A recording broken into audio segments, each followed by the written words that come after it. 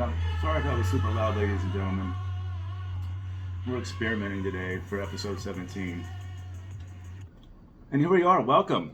Episode 17, staycurious.org, podcast underway. Experimental show. So hopefully that audio didn't blow your eardrums out because mine are bleeding inside the eardrums and inside the earphones. So if you hear or see the red, it's ear period, I guess. So cheers and welcome. My name is Heikki, if you did not know. Let me spell that out for you while you guess how to spell it. That's Heikki. For you, the listener. Anyways, episode 17 here. Experimental show underway here in Cleveland, Ohio. Thank you to Mr. Gnome for the intro music again. The Cleveland rock duo, married couple, Sam and Nicole, badass folks, super inspirational people to me. And that song was called Midnight Sun.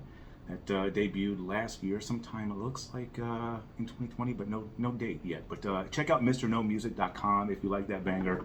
And we'll include it on the website here in the show notes. So, where do we begin with this interesting experimental show? We're doing something new. We're going to videotape it as well as record it for the podcast for Spotify, Amazon, etc.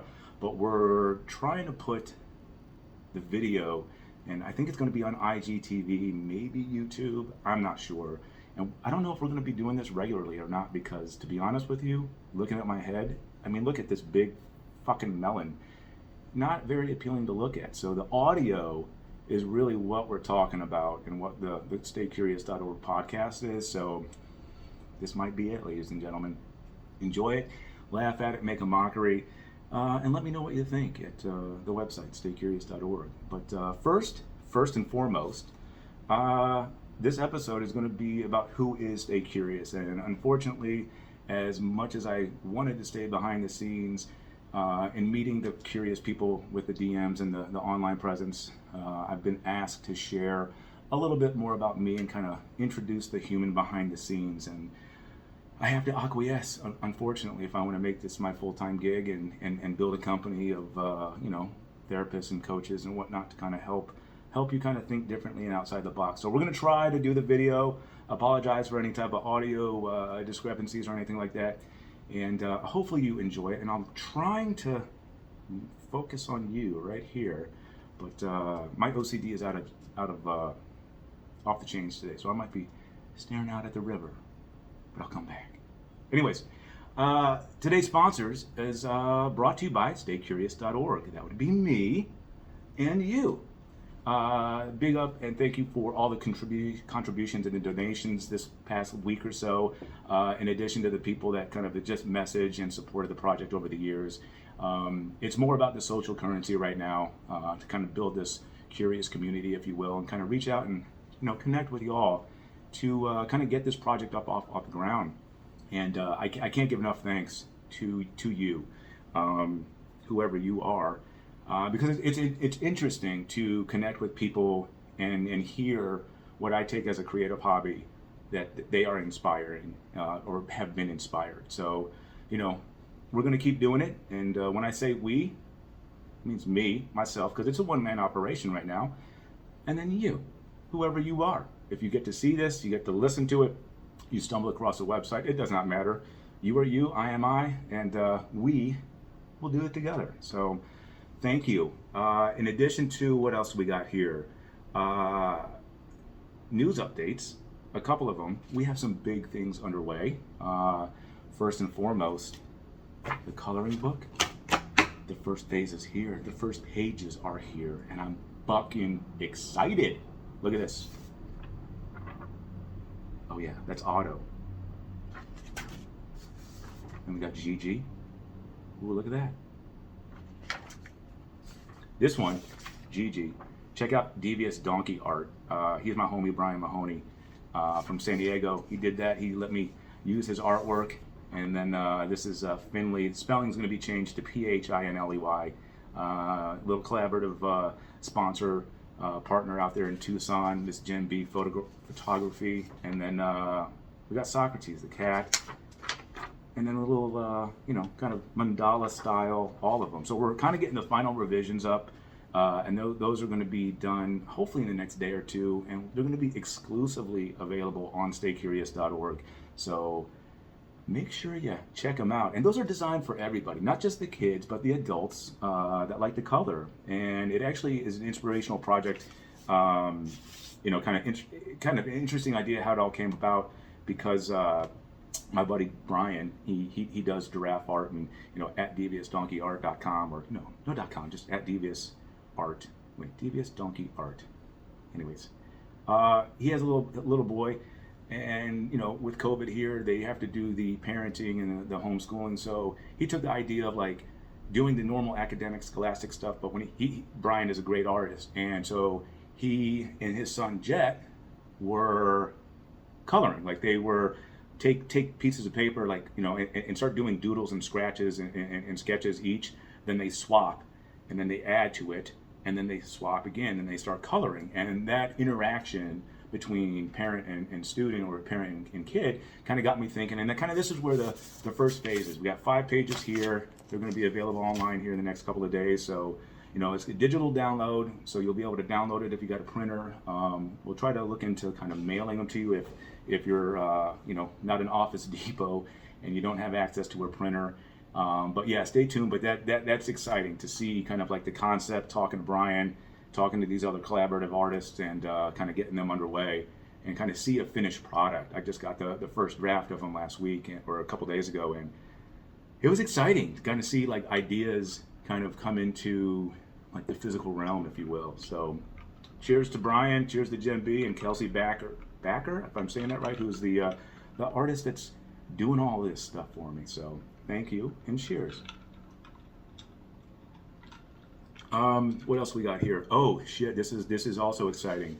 April 28th, if you're in the Youngstown, Ohio area, I'm going to be in a fashion show, ladies and gentlemen. You're going to get to see this beautiful Caucasian man in a Youngstown State University fashion show.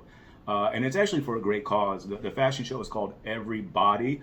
It's lowercase every, capital letters for body, Everybody show. And this is a great cause here. It's, one of my friends here, mutual friend of Project Falcor, has a professor at Youngstown State University.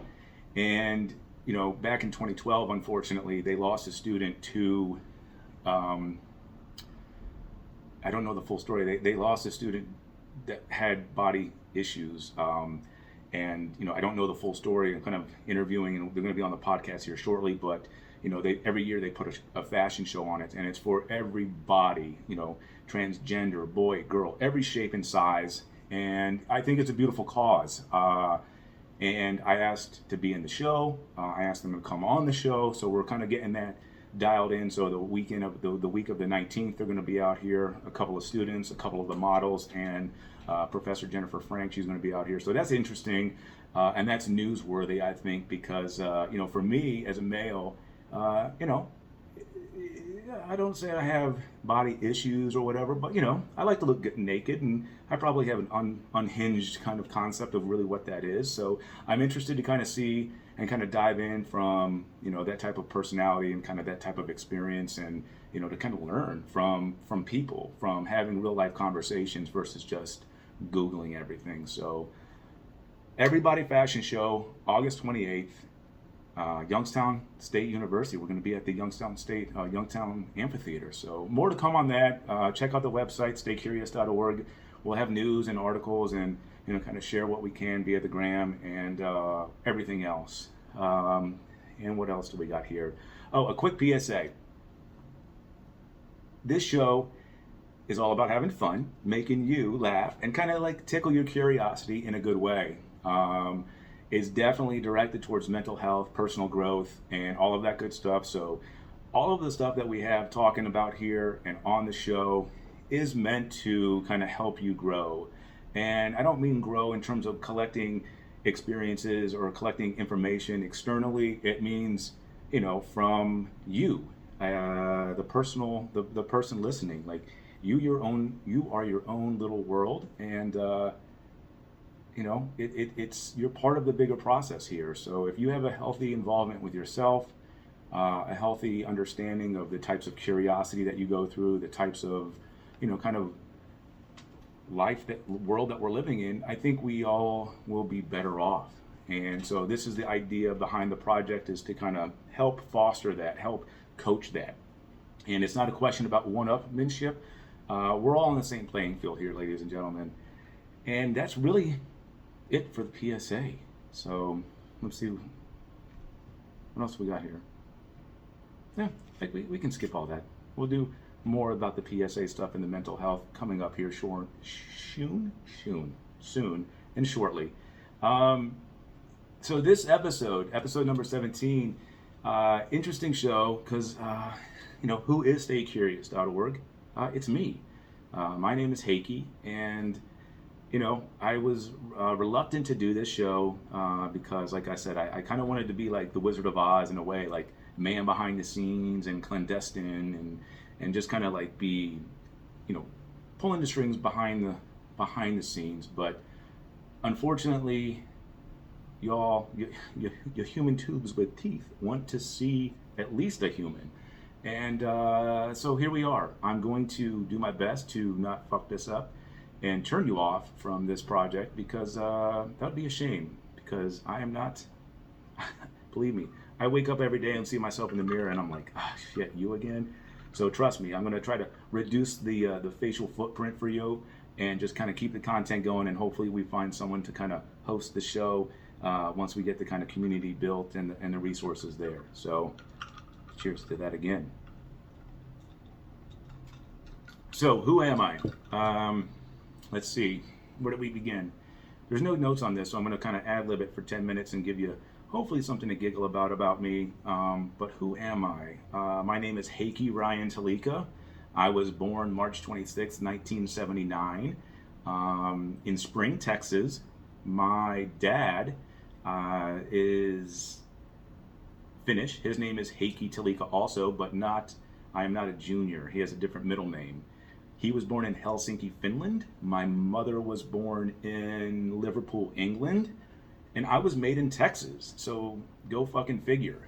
And it's an interesting dynamic when I did the Google or the 23andMe thing.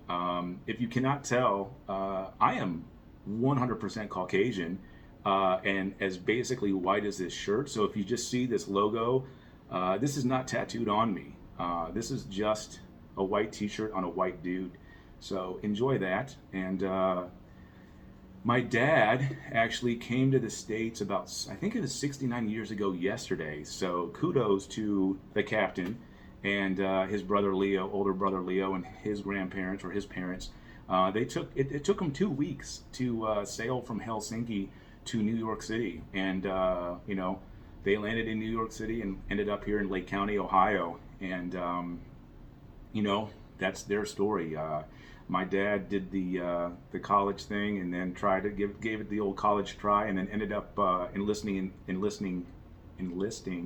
in the Air Force. And he did about 26 years. He retired as a captain in the United States Air Force. So when you hear in future podcasts, and future shows referring to the captain, that's my old man. That's Pops. That's Dad. And he's a great man.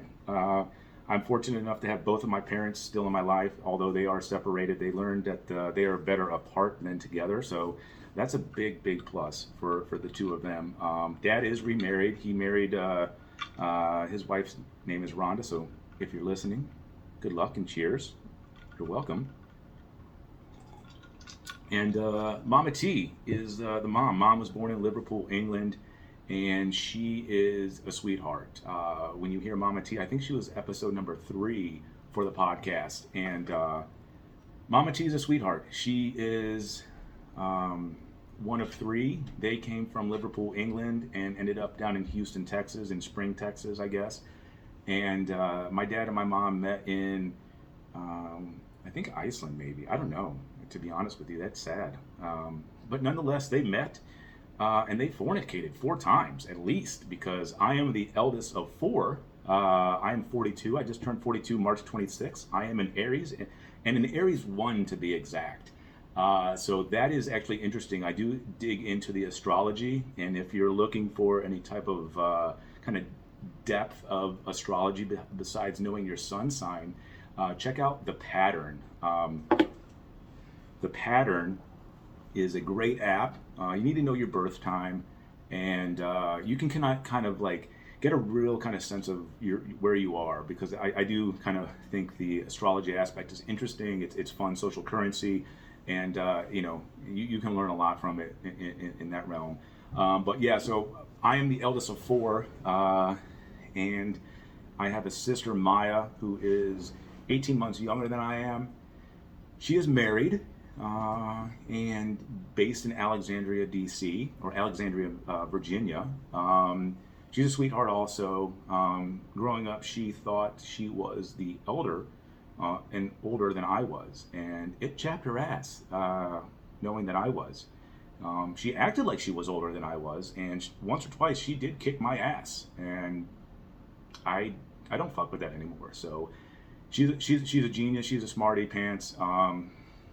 I definitely encouraged by her, and very proud of her. And she's married, like I said, down in the Alexandria area.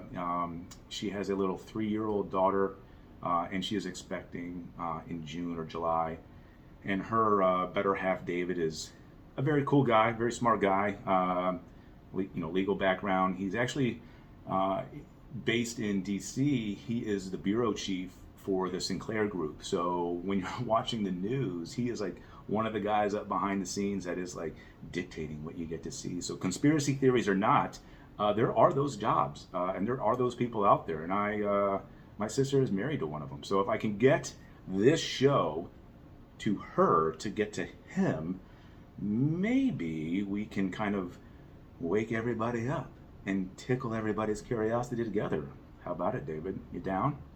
Anyway, so that's Maya. That's my sibling Maya, sister Maya. Then there's like a 5 or 6 year gap, and I got a brother named Leo.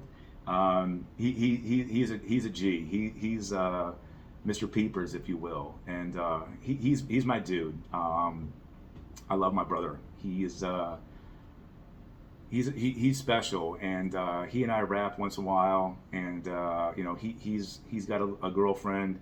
And he has 2 kids, a freshman in high school right now, Cooper, who was episode 16. That was from one baby mama, if you will. And then he got married, and then he had another little OG called Carter Heikki Talika, and he's both of his boys are beautiful. He's doing a great job as a dad. And then I have a sister that's like a year, I think an 18-month gap. And her name is Beth, or Bethann, or AKA Brick, and she's a trip. She also has two littles. Her daughter Lily was on the podcast earlier, I think episode 6 or 7. She's the 6th grader, and then she has this little fucking meat sack, Lincoln, and Lincoln is like adorable. Like I wish. As a single dude, I could rent him for weekends or hours at a time to just take him out, because he has this long flowing hair and he walks around like a fucking drunken monk, like all of the time. Like you think, like watching him like wander around and tootle around, like you think he's gonna bump into stuff, and he doesn't. He has that kind of like sixth sense, if you will, of kind of just keeping his balance and keeping it real. So that's it. You got myself, single, no kids that I know of, and gonna keep it that way for at least the next trip around the sun, or the next realm, if possible. But ladies, challenge accepted. Come on. Just kidding. Don't. I'm on the pill. And Maya, she got 2. Leo has 2. Beth has 2. And I'm the cool uncle. I'm cool Uncle Boo. And depending on what weekend you get me in, I can turn into Uncle Boo's real quick. And, I'm a good time, I think, for the most part. They love me. And at least they tell me that to my face. And so that's my little tribe of people. And what else we got? So that's the immediate family. My dad was born in Finland. Mom was born in England. And, I was hatched in Texas, and as I mentioned earlier, my dad was in the U.S. Air Force, so we were born in 1979. That was like the end of the Cold War, and we got to travel a lot, like move to different cities and countries. So by the time I was 12, you know, I had been born in Texas. I lived in Rome, New York, Panama City Beach, Florida. Where else was it? Oh, West Germany. Fuck. I lived in West Germany from 1987 to 1990. And then my dad retired and we moved to Madison, Ohio in 1990. And what was interesting about this whole kind of transition is that growing up, I was around military bases. I was around like airplanes and fighters and like kind of the American war machine, but had no idea about the political context about what was going on. And so I just thought this was the norm. So I grew up with on military bases and going to school with every kind of like creed and color of people, like boys, girls, minorities, like every shade of Caucasian to black to white that you could kind of get in. And so I thought this was normal, and I thought this was like really kind of cool. That was like my standard. And like in Europe, for example, like I was in sixth grade, and it's bizarre to read about it in hindsight as an adult, like to go to Europe, go to Berlin before the wall came down, and walk through this city that had a fucking huge wall in between it, and not knowing like what the fuck is that? Like that's stupid. And then feel the tension to go through checkpoint Charlie to see like Russian, German, and American like guards, and realize that, oh shit, they're gonna shoot you if you don't have the right paperwork. And that was like in 89 or early 90s when I went. And then after Reagan kind of did the tear this wall down, you know, we got to go to Berlin afterwards, where it was a free city. And I tell you what, you don't have to know about politics at all to kind of get the sense of freedom that this country and these people felt. It was inspiring. But as a sixth grade little asshole, I didn't know. I didn't know the significance of the living history that we're going. So we took the train from where we lived in West Germany to Berlin. And, you know, my family and I are like on the stupid train, and we're walking around Berlin and everyone's celebrating. And I'm just like a little asshole. Like, I don't care. I just wanted to go home and play G.I. Joes or, you know, play like Duck Hunt or something. And my parents are like, oh, here's a chisel, here's a hammer, like go hit the wall. So I'm like reluctantly like bam, bam, bam, bam, bam, and like hitting this stupid wall. And, you know, it was, in hindsight, you know, I wish I had a little bit more understanding of the culture and kind of like history back then. But moving forward, it was cool. I mean, because I literally have pieces of the Berlin Wall hanging up in my house, in my apartment right now. And, you know, I give thanks to my mom and dad for kind of having that culture and kind of making those decisions and stumbling forward in life and having that. And then so the captain retired in 1990, and we decided to move to where his family was in Lake County, Ohio, because I live in Cleveland, Ohio, which is about 45. I live in Cleveland. I personally live in Cleveland downtown right now, but my folks live about 50 miles, 45 miles east of Cleveland, literally right on the lake. And that was an experience in itself, because I remember moving to the sixth grade. You know, I came into Ohio in the sixth grade, and, you know, growing up with a diverse culture and kind of like seeing different countries and whatnot. I remember coming into the sixth grade, like the last 2 months of school, and like walking into the fucking first day of school, and it was like, that's a lot of white people. That's a lot of fucking white people. I felt like I was in Children of the Corn, you know? It was like bizarre. And, you know, fast forward, I did the high school there and met beautiful people. And, you know, I have a lot of good friends here, but, you know, it was weird to see so many different colors and cultures growing up and thinking that was the standard, and come to places that, you know, it was like, you've never been on an airplane. That's weird. And that's, again, not to one up, but, you know, personal experience. And so we'll fast forward from then, and we'll do the after college or after high school, did the 2 years at JUCO, played baseball, you know, kind of played junior college baseball for a little bit, enjoyed that, realized that I was not going to go pro or do anything but, you know, kind of waste my time, and then went down to Florida for a year, fucked off, and then came back to Ohio because out-of-state tuition's a bitch, and it's really expensive for a college education if you're paying out of pocket or taking the loans out. And I ended up kind of graduating from Kent State University with a bachelor's in communication. And I say that in singular because it always kind of sounds misconstrued to people. So it was communication, the exchange of information, not just communications like PR or journalism. And after Kent, I still had that kind of nomadic curiosity. So I got the fuck out and I ended up in San Diego. And I stayed in San Diego, California for 14 years, ladies and gentlemen. And that was the longest duration I've ever lived in a state or a city for that matter. And like so many other people, moved out to San Diego without no clue between the difference between their ass and a hole in the ground. Ended up finding myself and finding a job. And, I spent 13, 14 years as a project manager for government contractor. We did all sorts of infrastructure repair. I worked for a very family-oriented firm, and it was like really, really interesting to see the type of work that we did because, to the layman, I was working for a painting contractor, but in reality, we didn't paint houses. We didn't do any type of residential work.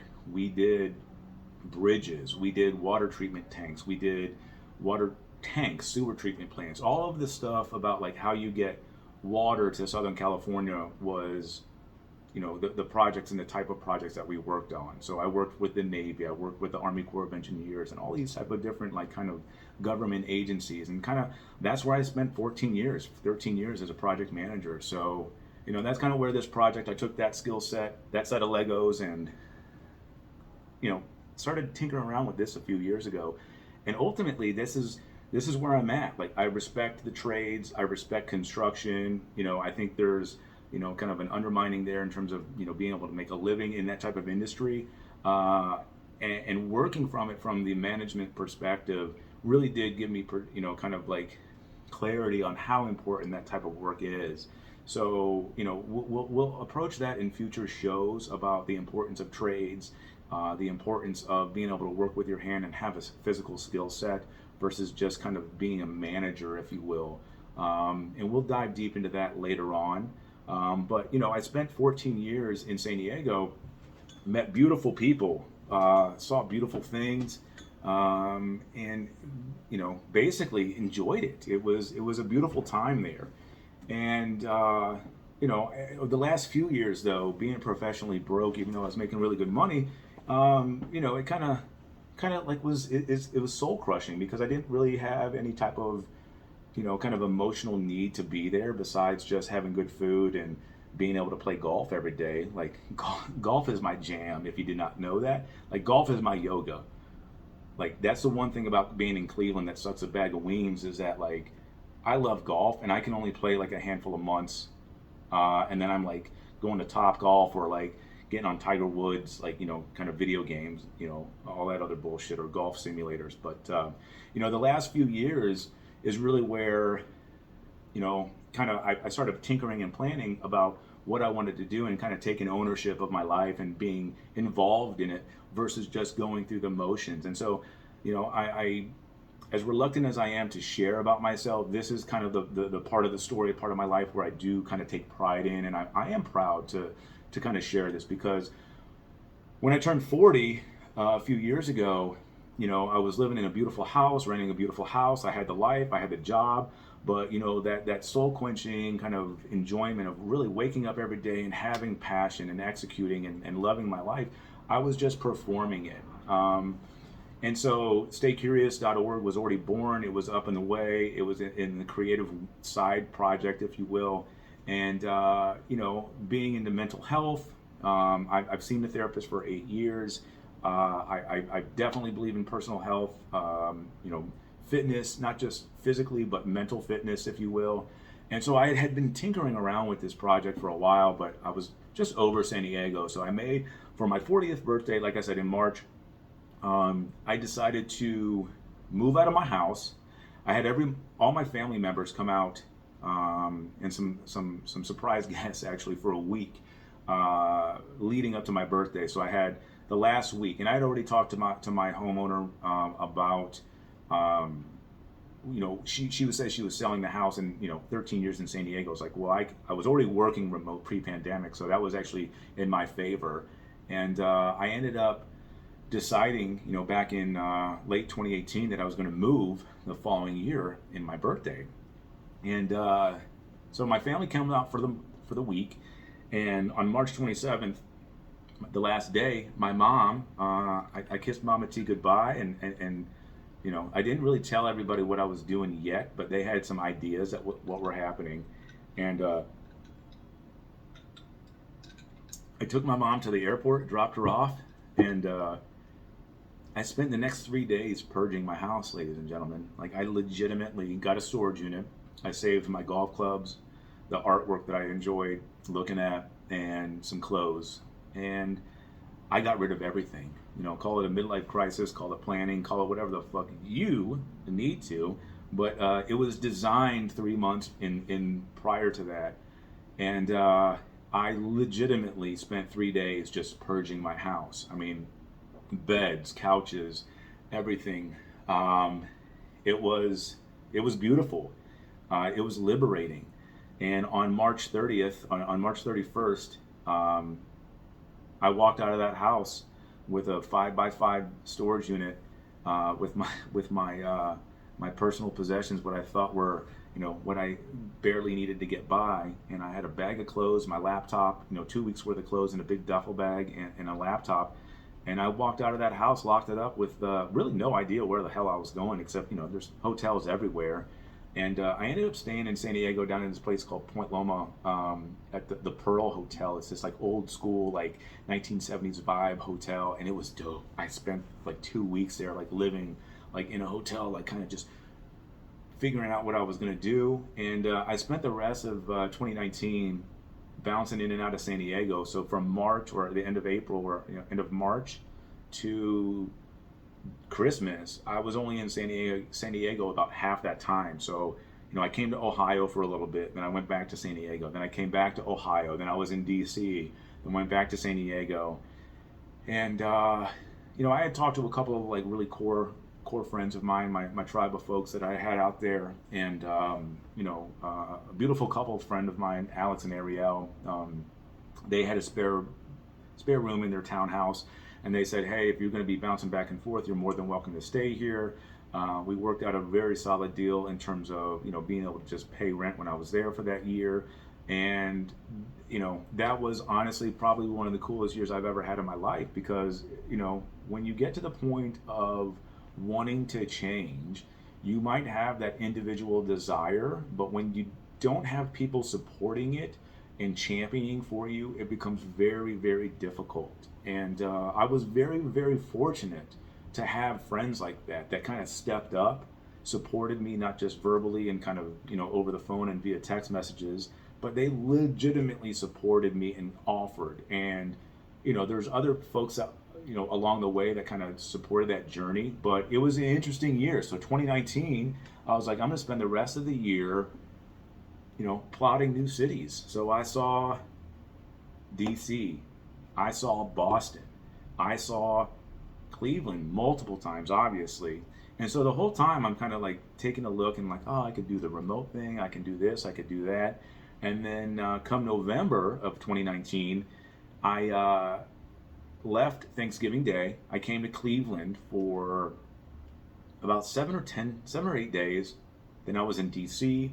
And then another good friend of mine, her birthday was in mid-December. So she's like, do you want to meet in New Orleans? And I was like, hell yeah. So I spent a couple days in New Orleans contemplating that. But as much as I love New Orleans, and if you've ever been, or anybody from New Orleans is listening, beautiful city, culture is richer than fuck. It's filthy, by the way. So bring hand sanitizer, bring soap, and bring kind of like maybe a backup tetanus shot if you've never been. But so then I did New Orleans, and then I came back to Ohio to kind of like wrap up the holidays. And on Christmas Day, December 25th, 2019, I flew back to San Diego, and I was sick as shit. And this is actually an interesting story where I came back and I had lunch with my friend on the 24th, and she and I were talking. She's like, hey, I'm not feeling good, blah blah blah. And I'm like, okay, well, good thing we're don't touch me. Don't cough on me, motherfucker. And we had lunch. I leave the next day feeling like dog shit. And I land in San Diego, and I'm like done for the count. And it turns out that like, months later, I think she was like patient zero for Cleveland with COVID. So I got sick. I went to the doctor, urgent care, like the first week of January 2020. And so obviously, COVID was already kind of up and underway.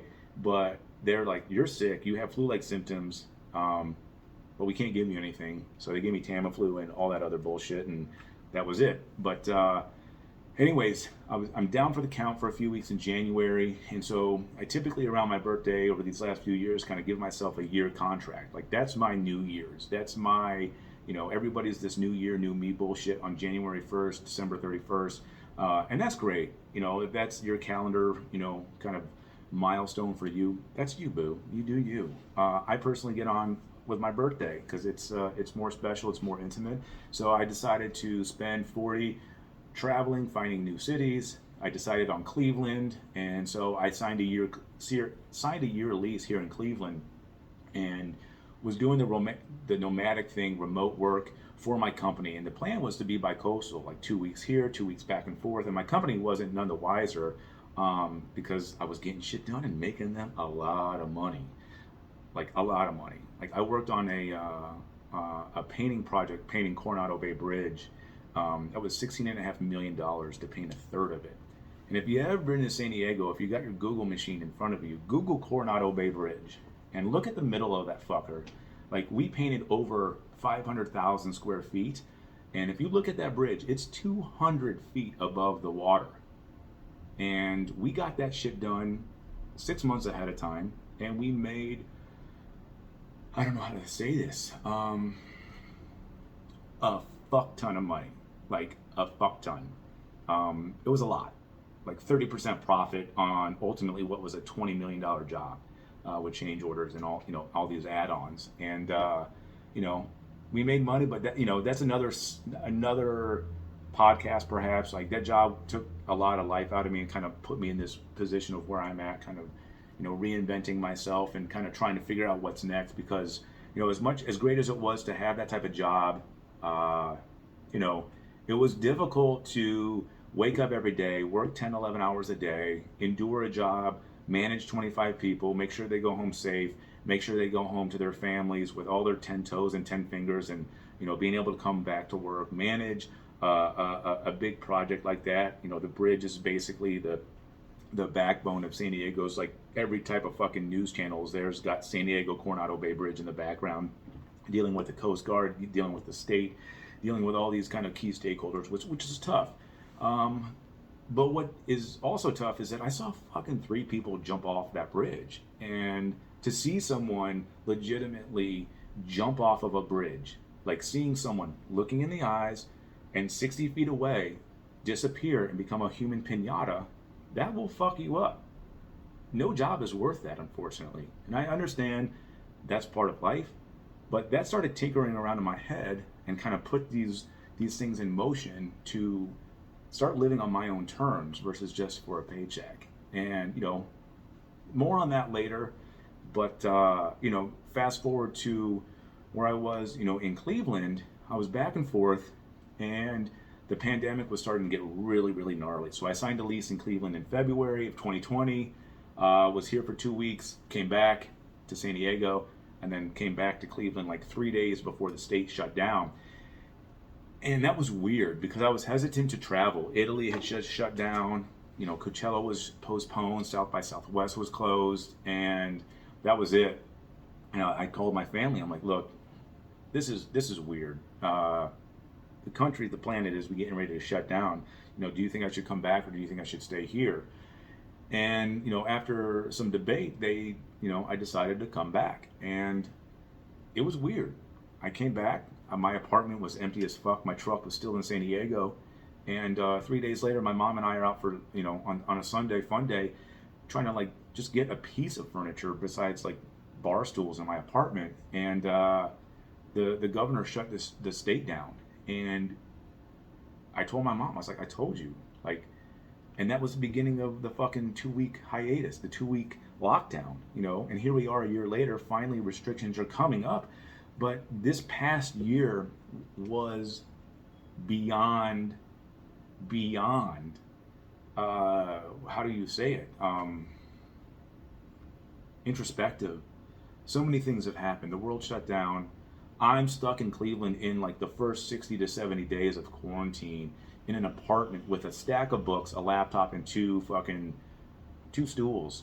I didn't have a car. I'm walking around Cleveland like Will Smith, I Am Legend, with a backpack and a beanie, and like I don't even have any type of arms. Like I got a fucking butter knife if anyone tries to like fuck with me. Like no masks yet, no mask mandates, no nothing. I know nothing about Cleveland, Ohio, except that it's been gentrified and on the up and up. And to be in a new city, to have the view that I have, to kind of be in this new life in a way, this new chapter, talk about despondency, despair, thinking, did I make the right choices? You're in your own world thinking, did I do the right thing, and facing your choices. And it was messed up. It was really tough. Especially when I think about the last 14 years that I had in San Diego. I had a good life, on paper. Golf every day, beautiful city, great friends, which ironically were all from Ohio. Big up Damon and Eric and Andrew, Bill and Enyon and all those guys, Maddie. But it was tough. It was tough. I felt like I had spent 14 years doing this immaculate etch-a-sketch, if you will, and the last year I just decided to fucking shake the shit out of it and start over. And Bukowski has a great poem about there are no leaders, and like reinvent yourself, invent yourself, and reinvent yourself. And I heard that a few years ago and kind of ran with it, but it was tough. I had self-induced this journey, and fortunately, I had good friends and family and the mental fortitude, maybe the stubbornness to kind of keep going and endure it. But that's basically how I ended up in Cleveland.